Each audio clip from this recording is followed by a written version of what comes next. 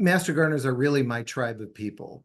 And I love talking with them because they're very knowledgeable to begin with, and they're always interested in learning more and educating themselves. So hopefully some of these things will be familiar favorites that we'll be talking about. Others might be new to you. We will eventually have a link out with a list of all the plants that I'm covering. But we're giving this talk right at the beginning of, I consider, one of the nicest months of the year, in Oregon at any rate, can be October, when fall color begins to peak. This is a shot of my yard, and as you can see, I enjoy all kinds of fall plants, chrysanthemums, late blooming fuchsias, and others. But my heart really belongs to the woody plants, the shrubs and the trees. So that's what we'll be concentrating on here. There would just be hours and hours and hours to get through all the fall blooming perennials and others. So we'll kind of concentrate a little bit on that woody plant material.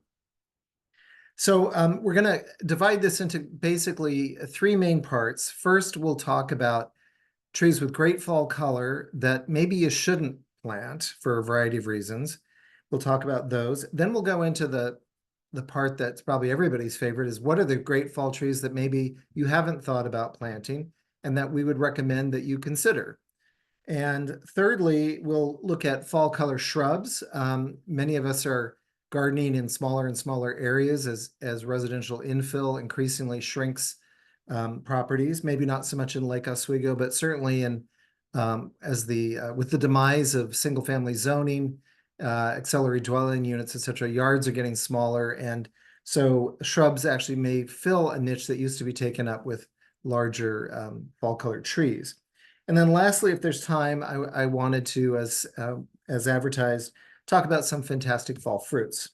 So with that, let's move from my garden to talk a little bit about the wider picture in Oregon's native forests. Oregon really has a fairly limited palette of trees that display good fall color, other than, just chartreuse. So some of the examples, especially in Eastern Oregon, would be larches and aspens. Here's an aspen from Central Oregon.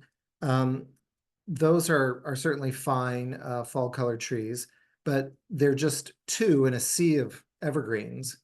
And in Western Oregon, there are a few small deciduous trees that have, varying degrees of kind of yellowish fall color. The real standouts are going to be like vine maple, like this one here, Acer circinatum, and big leaf maple. So vine maple being a smaller tree, often used by people that want to stick to natives. Big leaf maple, probably too large and actually quite weedy in an urban setting, but they do have a yellow fall color. So maples around the world tend to be the stars of the Northern Hemisphere at any rate, and deservedly so, because they do have terrific fall color. But there are some issues, and the number one issue is that maples are just overplanted. I call it the maple desert. In Portland, when they inventoried their trees, and I was part of that when I worked for the city of Portland, 1 out of every 4 trees turned out to be a maple of one kind or another. And that is a dangerous over-reliance on one genus of trees, the Acer. And even though there are hundreds and hundreds of cultivars, for example, of Japanese maples, that is still just one species of closely related trees. So why is that a problem? If these trees have such great fall color, why should we worry about planting so many of them? Well, there is a good reason why we want to be careful about that.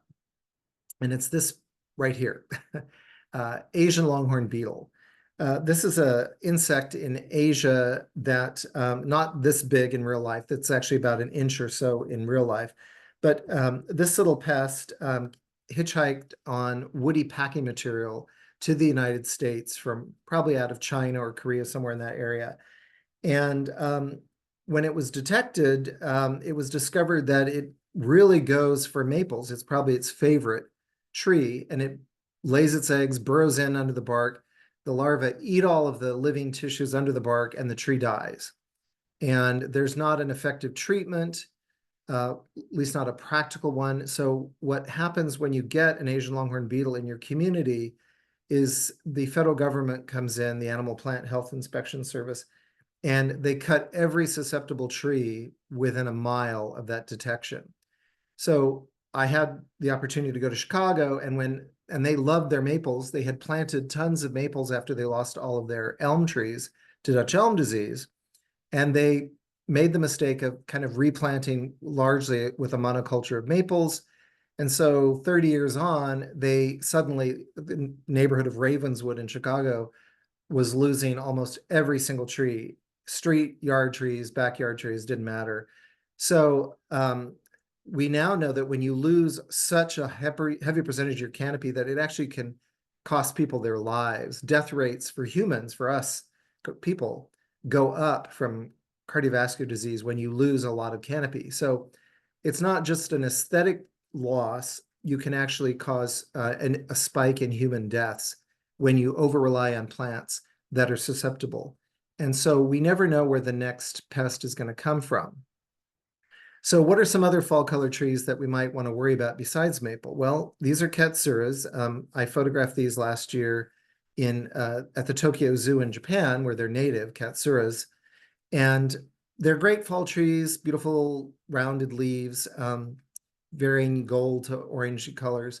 And this is one attribute that we talk about in the title of this, which is the scent of autumn. Stand under one of these trees on a warm fall day, and it'll smell like blackberries. Some people say it smells like cotton candy. And these trees would be great, except they are also one of the food trees that Asian longhorn beetle will attack if it invades. So susceptible to Asian longhorn beetle, and probably more important, even if you don't have Asian longhorn beetle, it is not happy with droughts. So our dry summers are very, very hard on this tree.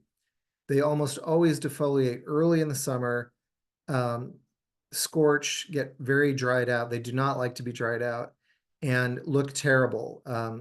By September, they're often already completely defoliated.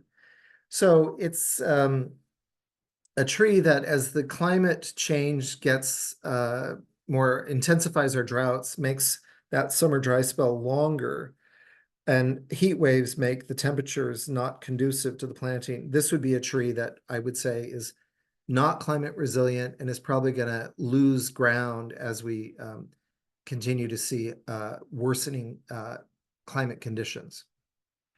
Now, ash trees were considered until fairly recently a good alternative to the over-reliance on maples. And our own J. Frank Schmidt Nursery here in Oregon had brought out several very wonderful male cultivars that had solved the problem of all the seeds, the keys that female trees produced. And some of the male cultivars like Autumn Purple and Autumn Applause were gaining traction. And actually, some of them are now 25 or so years old and just coming into their own. So beautiful fall color tree. What's to worry? Well, this is the problem here, emerald ash borer, which was discovered in Michigan in 2000 or so, and has spread in that following 2 decades all the way to Denver, Colorado. And 2 years ago, it showed up in Forest Grove, probably came here in a load of firewood because they can't fly that far, but they can live under the bark of ash tree wood for quite some time and then reemerge. So these kill almost 100% of every native species of ash. So we will lose every single ash tree that you can think of planted as an ornamental or even along our native streams is probably going to disappear within the next 10 years. So most cities are pulling these ash trees from their, or if they haven't already, from their approved street tree lists. And if you do see one available for sale, you should probably pass it by for an alternative. So what then are we left with? If it's not the beautiful maples and the beautiful cultivars of ash and katsuras, then well, what can we plant? Well, if we look to Asia, again, where some of the pests come from, that's also where some of the solutions come from, some of the tree species we might consider. So again, going back to Tokyo, this is the Omotesando luxury shopping street, and it's lined with these beautiful mature Zelkova trees, Zelkova serrata. It's a species native to Japan, and they turn varying shades in the fall, but often at least a gold, but often an orange, even kind of a reddish orange color. And it's being used quite a bit more in the East Coast as a replacement for elm trees because it is in the elm family, but not subject to Dutch elm disease. So that's one to consider if you have room for a fairly large tree. It does come in some smaller cultivars that will fit under power lines. So you can get it in either 55-foot tall cultivars or in trees that are more like 25 to 30 feet. Zelkova serrata. When I was in Tokyo last year, I was there specifically because I wanted to see some of the fall color, and the Japanese, although they principally are interested in the Japanese maples, of course, they do also flock to see this tree or this row of trees. These are ginkgo biloba. Interestingly, not native to Japan, but introduced when they introduced Buddhism, introduced from China. When they borrowed Buddhism, they also brought these trees over from China, and they've really adopted them as their own. So this is a street in Tokyo, Icho, I think it's called Icho Namiki. It's near the Meiji Shrine, Emperor Meiji Shrine. And these identical, carefully pruned trees turn golden color all at the same time in November, late October. And people come from all over to see them in that color. And when I was there, of course, the Japanese national television actually goes and interviews people who are visiting the trees. So it's a national event, somewhat akin to the fall foliage pilgrimages that people make to New England. Here they go to these famous places where fall color is held in high reverence. And deservedly so. I mean, ginkgos will grow fine here. They're perfectly hardy, very almost unknown to have pests or diseases. The unique fan-shaped leaf. Many cultivars that are fruitless. So if you don't like the somewhat smelly fruits that they can produce, the female trees, they do have fruitless clones. So look for those in particular. Now in Japan, they don't rely exclusively on their own native trees, although they do tend to favor them. But one American tree that they do plant with some regularity is sweet gums, liquid ambers, which are from the south central United States. And these are great for fall color. Variable, as you can see here on the same tree, you've got yellow, reds, oranges, and purples. Some cultivars have been selected more for their fall color. But again, this is a tree that probably is better for large estates or parks for a couple of reasons. One, they have surface roots that tend to lift sidewalks. And back in, I think it was the 1970s, the urban forester for Portland really loved these trees and put them out as street trees back when the city would distribute street trees free to people. But he didn't factor in the fact that as they get larger, their roots will lift sidewalks. And many a homeowner has cursed the city for having planted this beautiful tree in front of their house as they've had to replace their sidewalks. But the other reason people don't like them is this is their seed pods. And these are very prickly on a bare foot. And they produce scores of these, hundreds of these that litter the ground. My neighbor up the street has one. And for a long period in the fall, you're getting these about golf ball sized seed pods that are quite sharp and prickly. So probably not a good alternative tree unless you have enough room where the sidewalks are not close and the dropping of this fruit will not be a problem. There is potentially an alternative, though. Knowing the problems this tree has had, J. Frank Schmidt out in Boring, Oregon, eastern Multnomah County, they have identified a tree they found in the gorge, which they've introduced as a cultivar called Firehouse, that is pictured here, has uniformly good red fall color, orange red, and they claim does not have much, if any, fruit. Might produce a few of those spiky balls, but not anywhere near the typical for the species.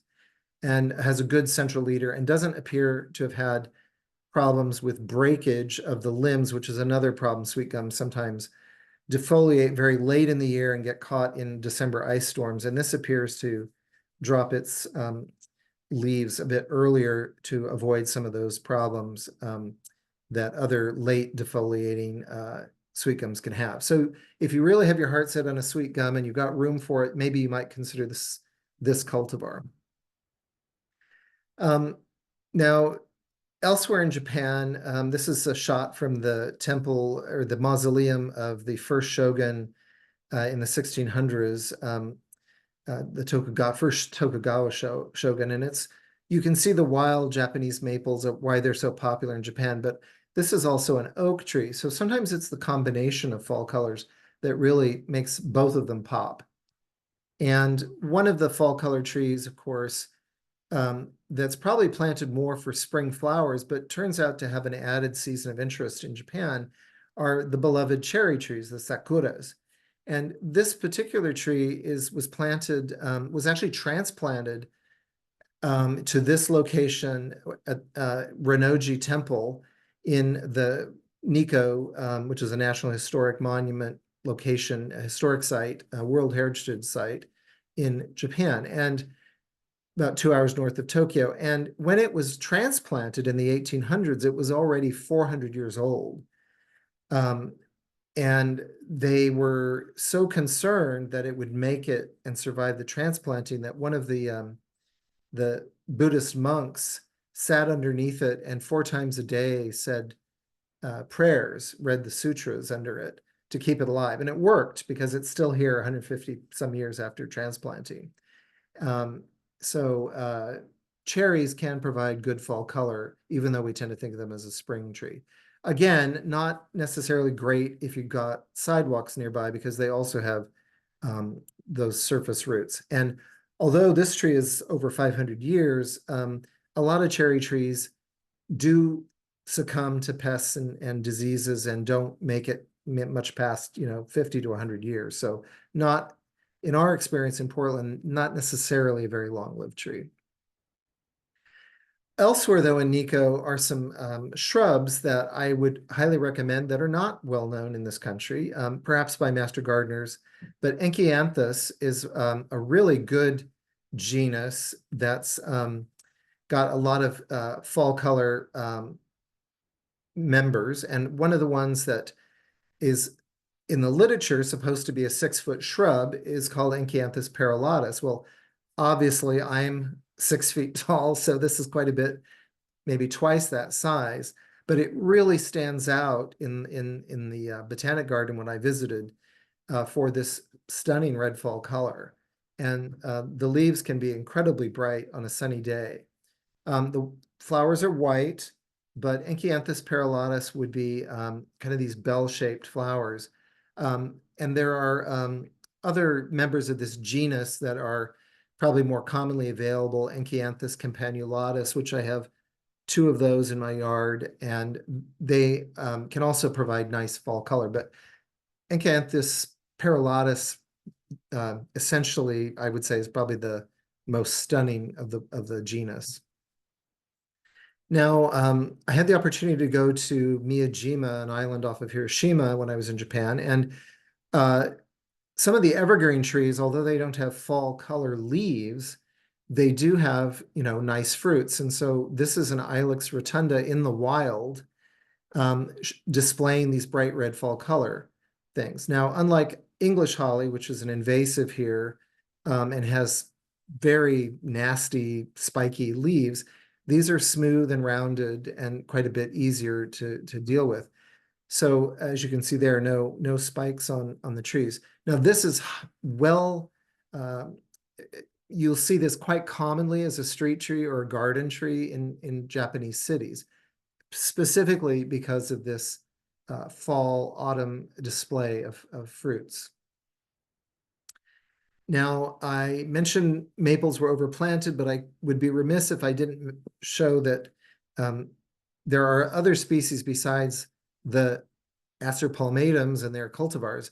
Red vein maple, for example, is native to Japan. Here's what it looks like just out in the wild, not cultivated or planted, and quite stunning in the fall. Some of them are more orange. It's called the red vein, as you can see here, for a good reason. The veins of the leaves are often redder than the rest of the leaf, but quite a standout in the fall. But if you are going to defy Asian longhorn beetle, I would urge you to consider something other than a red maple or a Japanese maple, which truly are overly relied on, and look at some of the over 200 species of maples, which are some of which are becoming a little more available in the trades, like paperbark, trident, and others. But I won't go into those details, but I just had to include at least one to show you that is still a family that even I stop and take give a bow to. But what really got me excited on the trip was this tree here. And although we spent all day botanizing out in the woods, this was the only specimen that I found of that tree on Miyajima. This is called Clethra barbonervis. It's a native Japanese, you could call it a small tree, maybe 18 feet tall, or a large shrub, depending on how it's grown. This is obviously very mature specimen. Excellent exfoliating bark on the tree, very much like a stewardia, or sometimes people compare it to like a eucalyptus. But it also has fall color, and I grow 2 Enchanthus barbonervis, or Japanese summer sweets, in my yard, and partly for the fragrant flowers, but also because of the fall color, which can be anything from yellow to purple. Now, that does depend to a certain degree on how much sunlight they get, and that's true of many of these plants that we're talking about. If you have shade, they may not color up as well as if you have some sun. Now, summer sweet is kind of in the middle in that it doesn't want hot, direct, all-day sun. It can kind of crisp up. It's an understory plant that's happiest if it has maybe high overhead or dappled shade. But you can get this nice purple color. There's what the flower are spent, but this is what the seed pods look like. And in that sense, it's very similar to the sourwood tree from Appalachia, which has similar seed pods that stay on the tree and remain kind of cream colored and create a nice contrast between the fall color and the tree. So although the flowers of sourwood and summer sweet bloom in the summer, they still provide, the seed pods afterwards still provide a kind of an ornamental presence well into the autumn. Now, there are other less well-known and harder to obtain species, but if you're a little more intrepid, a few nurseries, specialty nurseries, may offer these from time to time. Clethra delavii is one that I have planted out last few years. Really nice fall color, same kind of flowers, pretty similar flowers to the Japanese summer sweet, but this really nice fall color. I haven't noticed any pests or diseases on these plants, and I really like encouraging people to plant things that are not readily planted and that are in everybody's yard, so that if there is a pest or disease, that's less likely to spread in an epidemic fashion when people have diversity in their yards. And then finally, a third member of this genus, on the left is a picture of the bark growing up in University of Washington in Seattle. So we know that these trees can survive for many, many years and be hardy in our Northwest climate. And this is what the summer flowers look like. But I would say for small yards where you only have a limited amount of space and you can only put in so many things, and you want something that's got summer flowers, fall color, and winter interest with bark, Clethras are a good option for that. And this is what Clethra fargesii looks like in the fall. So good fall color all around. Now, moving on with some other shrubs or small trees, Diane, the witch hazels, which are hybrids between a Chinese and a Japanese species. Diane, for my money, Diane is probably the best in terms of red fall color. There are a few others that kind of give it a run for the money.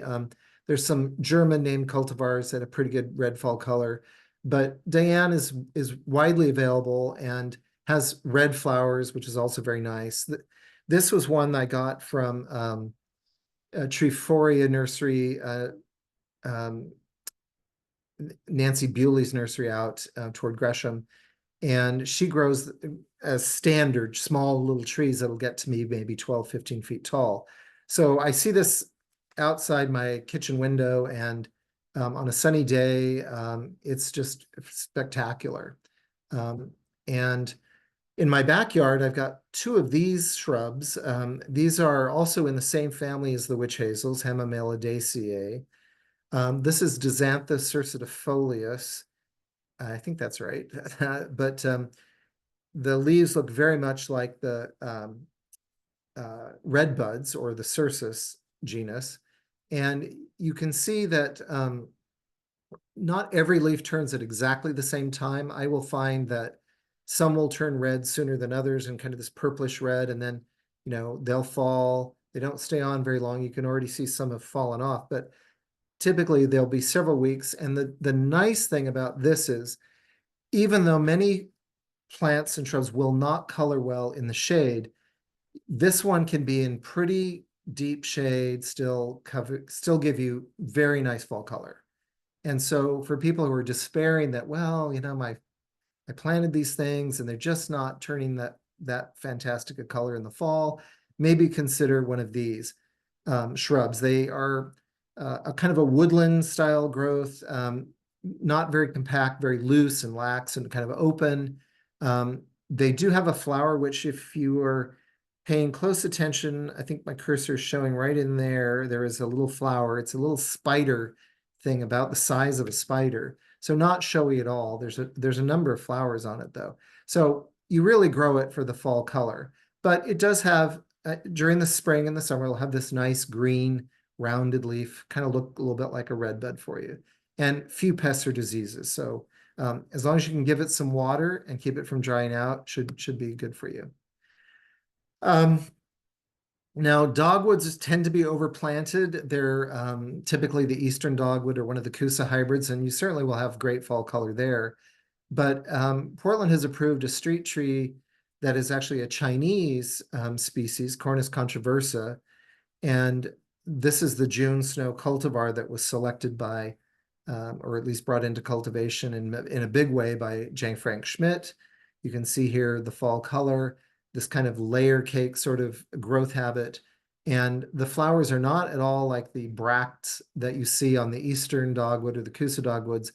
They're more like red osier dogwoods, these clumps here that are really good for butterflies actually to land on here and use the nectar. And then when the flowers are done, you get these small purple blue or blue-black fruits that appear in these clusters that birds will eat.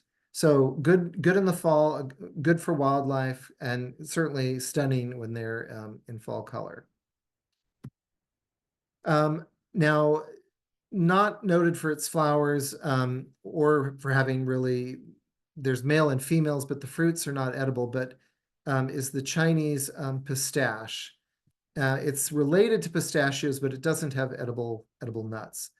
What is fantastic about it, though, is if you want a tree that has kind of compound leaves and dappled shade, so it's not a dense shade producer like some maples can be, this might be your ticket. And if you can get a fruitless cultivar like Keith Davy or whatever, Western Sun, I think is another fruitless one, they will just have this fantastic season.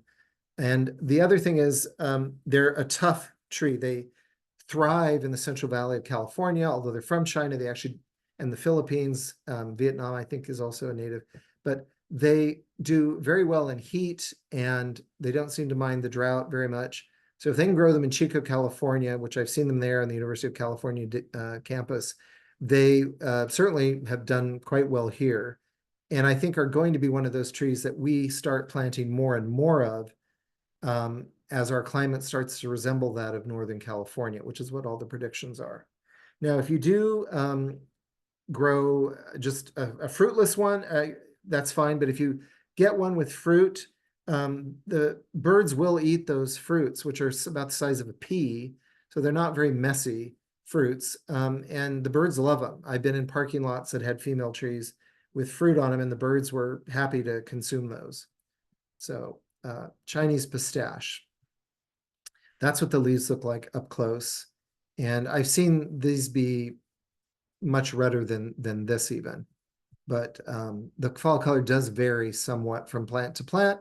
So I always suggest that if you're going to buy a fall color tree, now is the time to go to the nursery to check it out.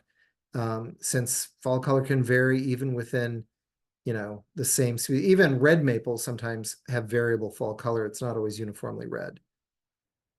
And this is what the very best of the Chinese pistache trees can look like. I think Keith Davy, which is the fruitless male cultivar, they look like this, and so can be quite stunning, actually, quite a showpiece. And they can get to be, 30 feet or more tall. So now, I think deservedly more popular in recent years, although it used to be quite rare, is the Persian ironwoods. These have been allowed as a street tree and are being planted quite a bit to replace small maples, because they do have pretty good fall color, although as you can see here, the fall color does vary quite a bit. Up by the Rose City Park Cemetery, they're all yellow, every single one. But a lot of them, and particularly some of the cultivars introduced recently, like Vanessa, have been selected for having more red and orange fall color. It is a tough as nails, kind of has hard wood like a oak tree. That's why they call it ironwood. And because it comes from Iran, Persia is the old name for Iran, they do have a fair amount of drought tolerance and heat resistance. They can look a little ragged after an extremely brutal drought, but if you give them even a little bit of water in the summer, they respond quite nicely. And this is Vanessa here. As you can see, that improved fall color selection, really quite stunning. The people I know who have Vanessa are usually quite happy with them. The one thing I'll say from having done street pruning is with any Persian ironwood, they do require some careful pruning. They tend to have very thick branches over time that are too closely spaced. So you'll want to make sure, about year 5 or 6 that you're spacing those branches out to give them enough room so they don't all become crowded and grow into one another. But other than that, with a little pruning attention, you can have a nice tree with very few pests or diseases. Now, a tree that was only recently recognized as being related to the Persian ironwoods is the Chinese ironwood. And for a long time, we all thought that there was only one species and one genus of Parodia, and that was Parodia persica from Iran. Well, the botanists have now determined that this tree from China is a Parodia, and it is called Parodia subaqueolus, and it's just been introduced in recent years, just becoming available. This is one I've got in my backyard, and I think it has even more uniformly nice fall color. Again, these are going to be, I would say, small to medium trees. We don't have mature examples of this yet in the United States, so we'll see how it performs over time. But very nice fall color, and again, very few pests or diseases. Not available until after the Sino-Botanic expedition went to China in 1980 are some late blooming plants. This one in particular here, the Heptacodium myconioides, hard to pronounce, but the common name seven sun plant. Blooms kind of around August, September, these white flowers, which is great because it's a time of year when a lot of your pollinators don't have much to gather nectar from. So obviously the bees like it. Every time I've seen one in the late summer, the bees are enjoying it. But in particular for this presentation is even after the flowers drop off, the calyces behind them are this pink color, and they will stay on for another several weeks to enjoy. And it almost looks as if the tree is blooming from going from a white bloom to a pink bloom. So kind of a bizarre ornamental feature, but it can be quite effective. And then they have a cream colored bark, which is nice. They're in the honeysuckle family, Caprifoliaceae, so not in an overplanted family at all. And they can be made into either a tall shrub or perhaps a small tree if you train them up. Now, anyone from California or the South is going to groan when they hear me talk about crepe myrtles because they are a bit of a cliche in the South. But I think, they're anything that becomes popular is usually for a reason. And these are just great performers in hot places. And we're becoming increasingly warm in our summer. So Oregon is becoming more and more hospitable to the growing of crepe myrtles. They didn't used to be grown here because the Chinese species that used to be all that was available wasn't typically hardy in the Northwest. But as they've hybridized them with hardier Japanese species, back in the 70s and 80s, they began introducing a whole slew of cultivars. This is Tuscarora here. As you can see, I've tried to get as many as I can. This is my front yard. There's the Pecos here, Zuni here. This is Natchez in the back, not yet turning fall color. This is Tonto, another nice fall color one. So there's many, many in different sizes and different, anything from a shrub to a 30-foot tree. And oops, let's go back one. And as you can see here, fall color can be fabulous reds. Some others are more purple orange. This Natchez in my front yard, which is one of the tallest ones, has this great fall color. You must grow them in sun to get the full color effects, and they bloom best in sun. And although they're heat tolerant, they're not necessarily drought tolerant. They do need water to put on a good bloom display. This is Osage and some of the flowers on it. But Muskogee is pretty available, forms about a 25-foot tall tree, and has nice reddish fall color and kind of a lavender type of bloom on it. I also grow Wichita, which a little bit harder to come by. Zira Plants is your place to go for all things crepe myrtle if you're interested. It does have this kind of lilac lavender flower in the summer, and then really beautiful fall color. Again, richer where it gets full sun and less so on the inner leaves where they're shaded. Now, moving to a different plant family from the crepe myrtles, which are kind of related to the loosestrife of all things, is the tea family. So most people are familiar with camellias. This flower is definitely portrays the fact this is in the tea family, related to camellias. But the tree that I'm showing that produces this flower is Franklinia alatamaha. This is not a tree for people that want to just plant a tree and ignore it and not baby it. You really have to give these trees the water that they're going to crave in the summer months. They're just not happy in a dry summer. They want irrigation in the summer. But if you're willing to give them the conditions they like, which is a nice, rich soil, they will, and plenty of summer water, they respond with flowers that begin in August and will continue. I've got flowers right now a week into October, and will continue probably for another week. And the nice thing about them is, although it's white flowers with green leaves in August, by the end of September, early October, you're getting this unusual contrast between red scarlet leaves and white flowers. And I think it's one of the main attractions of growing the tree. The tree itself, this is kind of what it looks like further along in the fall. It's a little bit of a gangly, kind of gawky, open kind of tree, very weak branches, not a great tree in ice and snowstorms. But if you're willing to put up with that to just for the flowers, don't site it anywhere where it's going to fall over on anything. It can get to be a fairly tall tree. Given water, mine has grown incredibly fast, and it's probably pushing 30 feet in just about a decade. So not a slow poke if it's given water. And then you get, the bigger it gets, the showier it is. Those flowers last a single day, but it'll put out lots of flowers all season for about 2 months or 6 to 8 weeks, something like that. Now, also in the tea family, and more familiar, I think, to Portland and Portland area gardeners, are the stewardias. So the stalwart of the group is Japanese stewardia.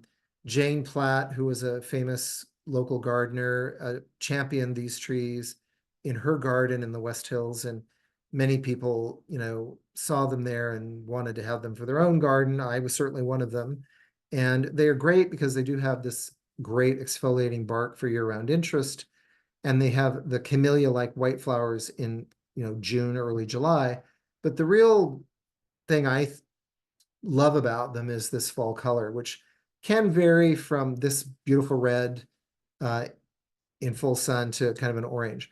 But also related, a close relative is from Japan, is orange bark stewardia, Stewardia monadelpha, which I think is often not praised enough or not talked about enough in the literature. So part of the reason for that is the flowers are much, much smaller. They're the smallest Stewardia flowers around.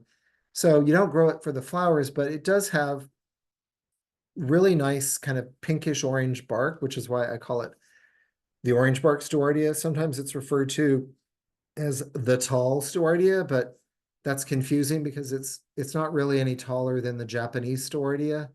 And this is also from Japan, so they could, either one of them could be called the tall Stewardia or the Japanese Stewardia, but only this one could be called the orange bark Stewardia. So that's why I refer to it like that. But in addition to this great bark, it does have pretty darn good red fall color, and more reliably red, I think, than even the Japanese Stewardia. And I've got 2 Japanese Stewardias, and there is some variability within the fall color, but every orange bark Stewardia that I've grown or seen grown, typically, if it's getting sun, it'll have nice red fall color. Again, these are not trees to put in your xeriscape. You'll want these to be getting a regular supply of water, during the summer months. And so as our climate dries out, gardeners are going to have to decide either to group the plants that need water together so that they can economize in that water, or, you might decide that you want to go with drought-tolerant plants, in which case you're going to have to steer closer to the Chinese pistaches and the Perodia persicas. But I'm still willing to pay a higher water bill to have these kinds of trees around. And again, very few pests or diseases. Okay, so our last segment here, and I think we're getting close to our time, but I'll kind of go through these as our last segment, are the fruits. And I think a lot of people recognize the fruits on Cornuscusa, the Asian dogwoods. These kind of look, to me, they kind of remind me of those World War II sea mines. But these are quite large. They're quite like a big strawberry. And in their native Asia, these are the color is easily seen by monkeys, which are actually the mammal that eats and spreads them rather than the birds. They're actually a little bit too big for most birds. So they're monkey distributed in the forest. That's how they reproduce. But that's why they're so showy to us, as we're also primates, and these pop out to our eyes quite readily. Interestingly, many of the cultivars tout that they're being grown because they don't have the fruit, which I think is a shame, because the fruit is so interesting and good for wildlife, especially if you have any monkeys around. Good for our urban birds, native Oregon birds, cedar waxwings love these as well as other birds, is this tree. They look like blueberries, but it's actually the berries of the fruit of a tupelo tree, which has many common names. Pepperidge is another name for them.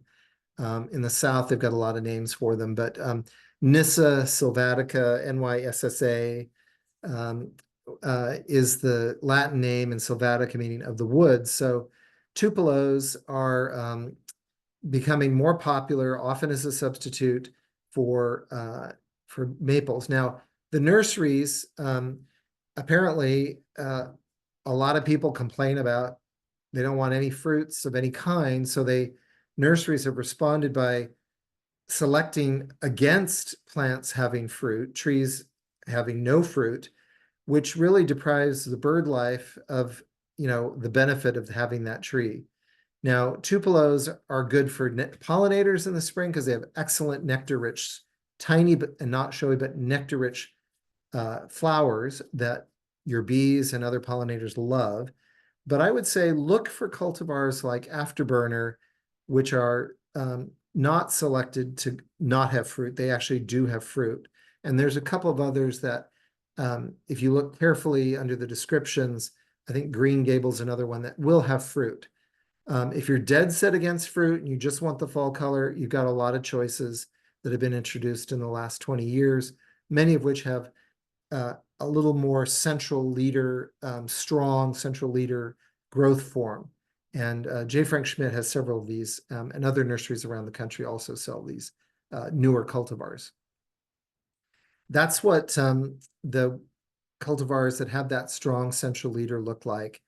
And as you can see, very effective color. The leaves are a little hard to place, that they're smooth and pretty well-behaved tree. Sometimes they are affected by leaf spot. If so, there's a couple cultivars that are more resistant to that. That can sometimes kind of mar the leaves a little bit. But Nyssa sylvatica. If you want fruit as well as fall color, then we would suggest something like one of the Asian persimmons, Diospyros khaki. This is Fuyu persimmon. These are fruits that are kind of a tomato-sized fruit.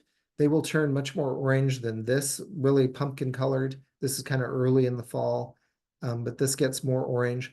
And the nice thing about them is they ripen about October, late October, end of October, November. So sometimes those fruits can be picked off after the leaves have fallen. And even if you don't pick them and you leave them for the birds, they will provide an interesting kind of, orange is a great fall color in November.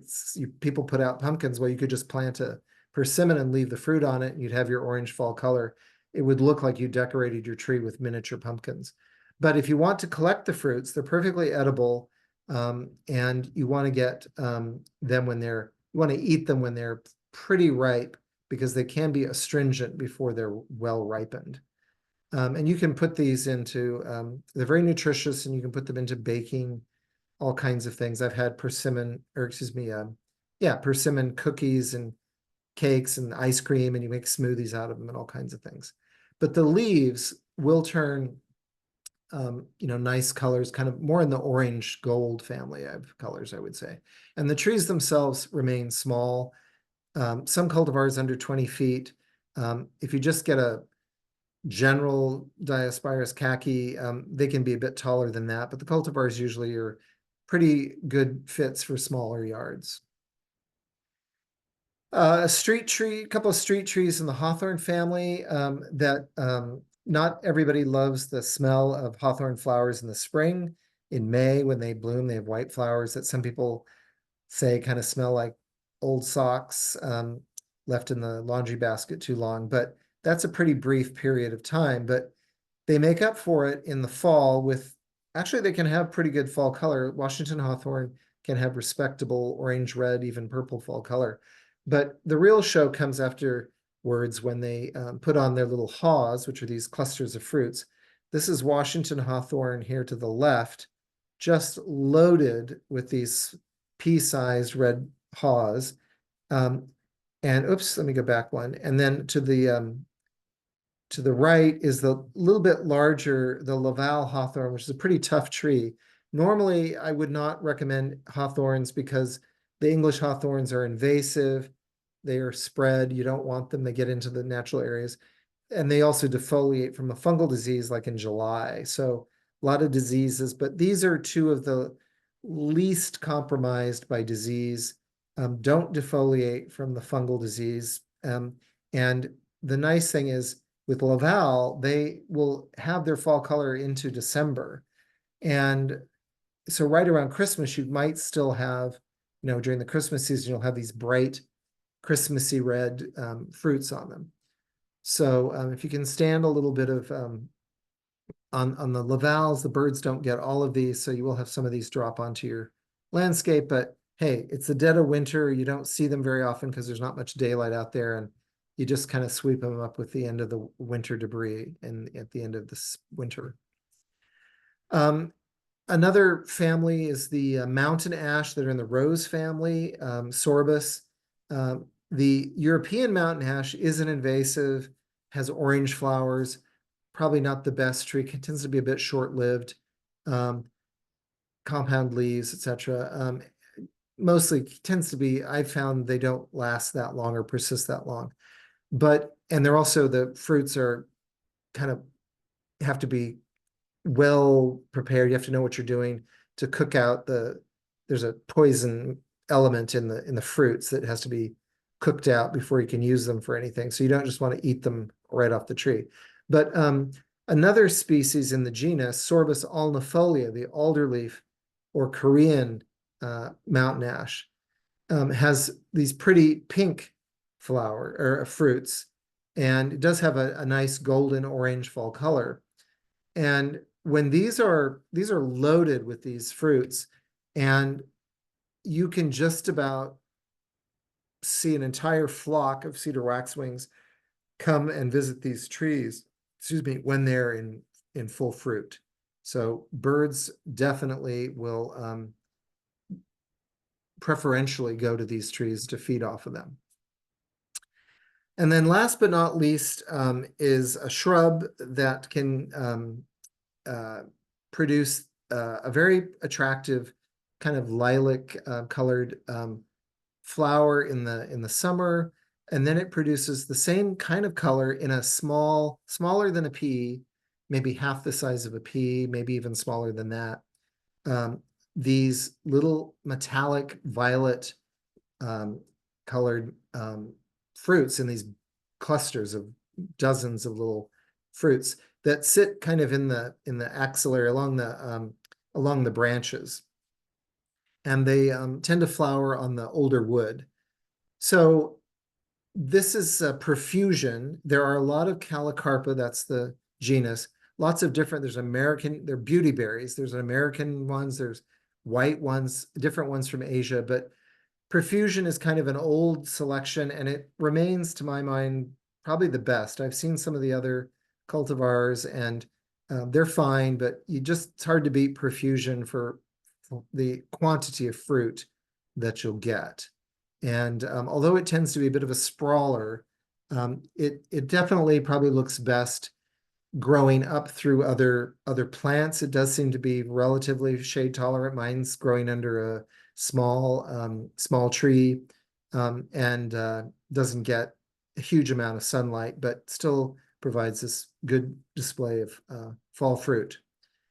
However, I've noticed the birds will come down and they'll notice them, they'll peck at them, they might take one or two, and they don't seem to be very interested in them. So I wouldn't plant this for the birds, but the benefit then is they don't strip your tree of the ornament.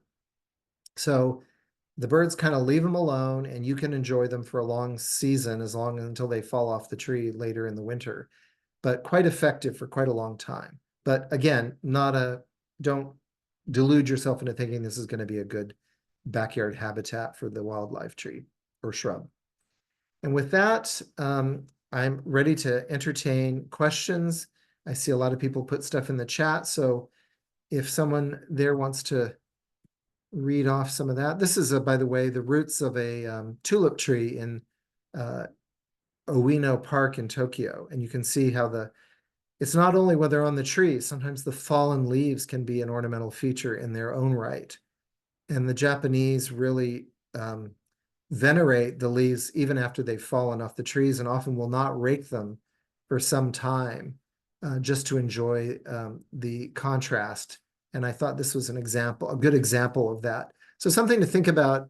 Tidy gardeners like myself have to learn to maybe there's a reason to leave them on the ground for a bit longer to enjoy them for a little longer presence. So with that, I'll kind of stop sharing, and let's see if we can pull up the chat here. Yeah, so I see some, You'll want to go to the Q&A, Jim. oh, Q&A. Okay, sorry. Yeah, unfortunately, mine is not pulling up, so you and Shuju will have to look So anonymous attendee asked about at cedar it till waxwings. mine Well, comes up. I've seen them up at Hoyt Arboretum going after the tupelos. I mean, obviously, um, you know, trees with native fruit, but these are non-natives that I'm talking about. But it's interesting because native birds are not necessarily averse to eating non-native fruits. So the Korean mountain ash, they seem to love those, and the Tupelo fruits, they seem to go for those. Those are two in particular that I know. I'm not a birder, so I don't necessarily always recognize what bird is up there. But cedar waxwings are pretty distinctive, and I've seen a lot of them at both Hoyt Arboretum and in my own neighborhood going for both kinds of trees. Let's see. And beautyberry, Tony, that's interesting. Tony says cedar waxwings like his beautyberry. So maybe I'm doing something wrong. Maybe mine aren't that tasty. Or maybe you have a different cultivar than profusion. Hard to say. So good to know that you got some. Okay. Were there any other in the chat? Questions? Yes, Jim, there was one other question. What about sumac, either native or otherwise? That can be colorful. Well, I couldn't fit everything in here that I could have talked about. Sumac, especially this time of year. Sumac is probably one of the most dramatic fall color shrubs.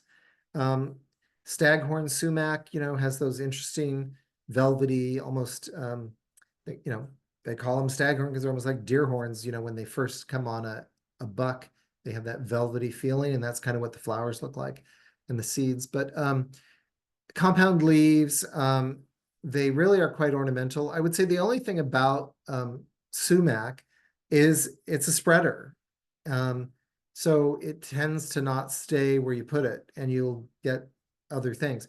Also, sumac, if you're thinking, if you're just thinking as a shrub, it's probably longevity is fine. But if you're thinking more on a tree lifespan, it's not that long lived as a tree. And I tend to evaluate a lot of things like, well, is it going to live at least 50 years or 60 years? And so maybe that's unfair to sumac because a lot of our shrubs don't live anywhere near that long. But you'll get years of enjoyment out of a sumac. And I guess I would say cite it carefully where if it starts to pop up, you can take care of that spread so you don't end up with a thicket, because that's typically how they grow in nature. If you go to places that have a lot of sumac, they have a lot of sumac for that very reason. So it is a bit of a spreader in that sense, which would be the one downside to sumac. But great fall color. They're related to poison oak. They're in I believe, the Anacardiaceae family. So mangoes and poison oak and things, but not sure. There are some sumacs that actually are quite some of the Asian sumacs, they warn you about, don't touch this because it can cause quite a bit of blistering. So if you're just talking about our native ones, I'm not sure that they would be a tree or a shrub that would be dangerous to have in your yard. But just be aware that there is that family relationship. So smoke tree is another example that has good fall color. It's also in the same family, the poison oak family, and probably 90+% of people have no reaction to smoke tree leaves, but a small percentage of people get the same kind of reaction to smoke tree leaves as they'd get from poison oak. So might be something you might want to test before you plant those in case you're a susceptible person. But smoke trees could be another example of a small sumac. Smoke trees could be other small fall colored trees. And in particular, although most people think of the European smoke tree, I like the Buy American, right? The good old Southern US American smoke tree, which is probably the largest in that genus of Catinus obovata, the American smoke tree. Hard to beat for fall color. They used to have some beautiful examples at Hoyt that were probably pushing 25 feet tall I think the national champion was like 35, 38 feet tall down in Alabama, but it was clobbered by a Douglas fir that came down. So it's not as good an example nowadays, but there are a few around. They are allowed as a street tree. And if you put them in the full sun, they have a very translucent, thin leaf. So if you stand under them in the fall and the sun's coming through them and you get an orange color, it can be quite attractive. So those would be other alternatives that I didn't include in the slideshow. Okay, there's one other question that was in the chat from Dolores Orphanakis. A recent speaker for Washington County Master Gardener said ginkgo trees do not support good insect or bird life. Does the tree you spoke about support other wildlife? So ginkgo trees, this is one of those things about trade-offs. Because it doesn't have pests or diseases, that means it's pretty resistant to having insects lay caterpillars. So it's not a good tree for caterpillars because butterflies and others can't really use it because it's defended itself well. Other trees that are good for wildlife are good because plants, they can be eaten by insects. So that's some of the trade-offs there. No, I would say ginkgos are not a great wildlife tree at all. Certainly the males have very, very little wildlife value other than as a perch or a place to nest. What some people have told me, and I was a bit surprised by this, so take this for what it's worth, but the female trees, the fruit that's produced on female trees has a very butyric acid, makes it smell very badly, and so it's kind of a stinky fruit, which I thought would dissuade anything from going after that. But someone told me that they had seen, after the rains washed some of that fruit off, the kernels inside the seed pods inside that stinky fruit are actually edible. They eat them in Asia. And so squirrels apparently have learned to go for those and later in the winter, I guess, when they're more exposed, make use of them that way. But I would say that's anecdotal. And for the most part, that's not a tree I would plant. If you're trying to design a backyard bird habitat, or you really want to make the blue jays and the squirrels and the crows have something to eat, ginkgos would not be your first choice. Okay, so it looks like there's one more question from Lorna Schilling. My favorite fall interest shrub tree is clerodendron. Was it not on your list because of any issues, or it just didn't get on your radar?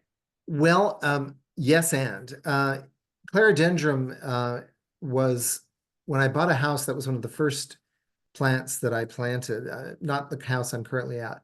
One of the things I learned about clerodendrons, first of all, for fragrance, and this was about scent, one of the things I was going to put in here was, well, if you like scent, and these are kind of more of a late July, August blooming small tree. They're in the verbena family, I believe, Verbeniaceae, I believe. And it shows because they have very showy white flowers, very, very fragrant. And they're even more powerfully fragrant at night because they're moth pollinated. So they put out a lot of perfume around dusk. And I would go out around dusk and just sniff the flowers in August when you have those warm August nights. Perfect. And they have kind of a tropical sort of leaf that's nice and green. The fruits on them are ornamental in their own right. So once the flowers disappear, kind of like the seven sun plant, there's a red calyx that's behind where the flower was, and out of that is a blue metallic pea-sized fruit that's very, very ornamental and lays or pops all over that tree after the flowers for another month or so. And the downside of that was, well, so why not? It also will fit in a small yard because they're only about a 15 to 18 kind of foot tall tree or shrub. So the downside is that if you have one clerodendron and it's also known as the peanut butter plant. Sooner or later, 10 or 15 or 20 feet away, you're going to get a sprout popping up. And if you are the least neglectful gardener, or if it's planted on the border and your neighbors aren't attentive, you will have a thicket of clerodendrons in your yard or in your neighborhood even. And I've seen in places where the gardener has died and somebody is renting out the house to non-gardeners and they don't know the plants, and things pretty quickly start popping up from that clerodendron, and they grow very fast. So it doesn't take long to get, you know, they're a little bit like tree of heaven, only it's from the roots rather than from the seeds. And I have read that in the southern US, they're kind of concerned about them being invasive there. So I didn't put them in here because unless you're growing it in a very contained situation, maybe between a sidewalk and a driveway or something. But in my own backyard where I had one, it was a good 20 feet from the plant that the sucker popped up. So that's hard to contain. And I had rocks in between, so very difficult to contain. And someone, Tony mentioned that his is failing after 35 years. Again, they're the James Dean plants, right? They grow fast, they die fast. They don't live a long lifespan. So Tony, if you got 35 years out of it, I think you're doing pretty good. So there, a 30-year-old clerodendron is an old clerodendron. But it was an ornamental ride while it lasted. So if you really want one and you're diligent about it, you know, be my guest, but not for the unwary. Okay, I don't see any more questions, and we lost our host, Cynthia. She got booted out. So I am here. Thank you, Jim, very much for this lovely talk, and we really enjoyed the photos and all the information. We will be sending out a link to the recording, and hopefully if there is any more information that Jim wants to share with us, we will include that in the email as well. And I want to remind everybody that November 12th is our next speaker series webinar, and it's on the new Portland Botanical Garden. It's called A Botanical Garden on a River, Presentation and Discussion with the Portland Botanical Gardens. And it's Tuesday, November 12th at 7 p.m. And we hope to see you then. Thank you, Jim. Thanks, everyone. Really appreciate it. Great questions.